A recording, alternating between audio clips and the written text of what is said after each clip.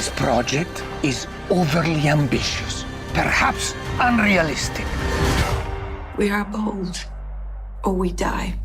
This is how I learned to live in America. Cabrini, you would have made an excellent man. So, Alejandro, I have to ask you, you had amazing success with Sound of Freedom this summer. Incredible success, in fact, beating Mission Impossible and Indiana Jones at the box office. And now you're back with Cabrini. What made you want to tackle this story? I mean, it is the story of the first American saint, I suppose, right? Yeah. I mean, I wish I could take credit on me wanting to tackle the story. It was the opposite. The story tackled me. Oh, really? Yeah. I was invited to the project. Normally, I'm the one tackling a story. I normally, conceive the story, write it, and then I go through the entire journey. This is the first time where, I get offered a project, and the first one, when they knock on my door, my reaction was just no, no thank you. And I think it had to do a lot with, at that time, I cared too much about labels, and I felt that the movie about a nun will fit into those labels that I was trying to kind of, fight.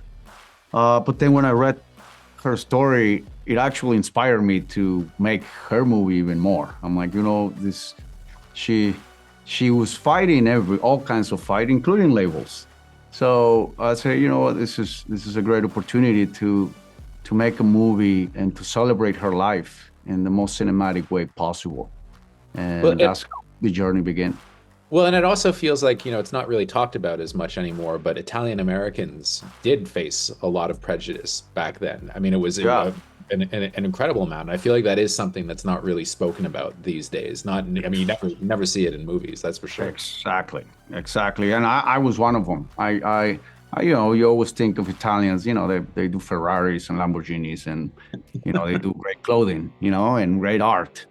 So to imagine that there was discrimination against them or even racism against them, it's very hard to comprehend. And it was until I started diving in and looking, there was this photographer, Jacob Rees, that captured, the extreme poverty of the Italian immigrant it was amazing, and that's when I was able to dive in deeply into her journey as an immigrant in the U.S.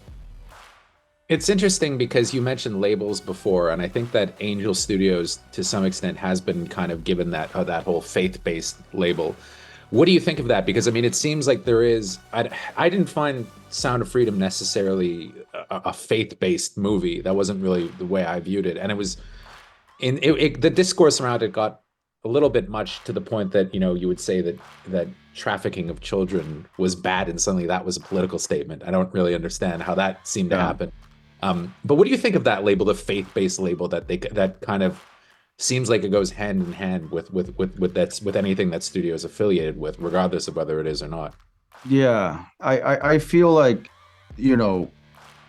any label, it's not good. I don't know what the purpose of a label is. You can divide a movie into genres. This is an action film. But when you go a little bit farther than that, what is the motive?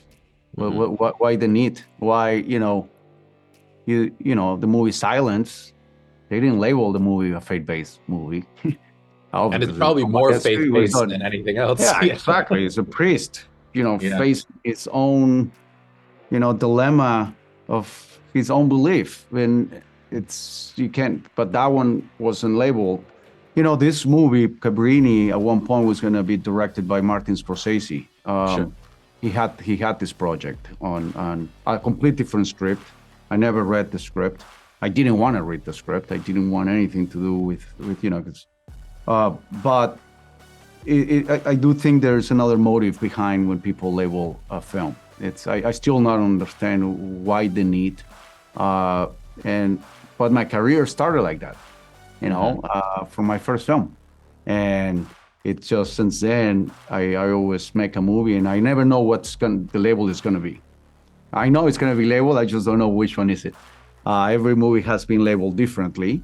I hope this one doesn't fall into any kind of labels, because it doesn't do anything. It just excludes audiences. You know, it's that simple. It should just be a movie, and that's what it is.